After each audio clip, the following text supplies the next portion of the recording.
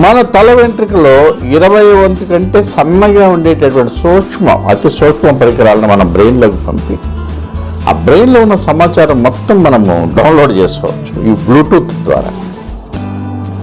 అలాగే బయట నుంచి కొన్ని కమాండ్స్ మన బ్రెయిన్కి పంపచ్చు.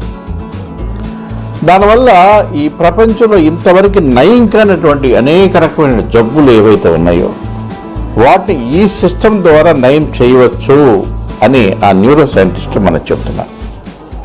అలాగే బ్రెయిన్లో ఉన్నటువంటి మొత్తం మెమరీని మనం డౌన్లోడ్ చేసుకోవచ్చు బ్లూటూత్ ద్వారా. ఈ డౌన్లోడ్ చేసుకున్నటువంటి మొత్తం మెమరీని మరి వేరే వాళ్ళ బ్రెయిన్లో పెట్టచ్చు, లేదా ఇదే మెమరీని మన తర్వాత జనరేషను తర్వాత మునిమన లేదా 10th జనరేషన్లో ఈ మన మెమరీని అక్కడ ఆ వారసులకి మనం ఫిక్స్ చేయొచ్చు. This miracles. ఇదే న్యూరోలింక్.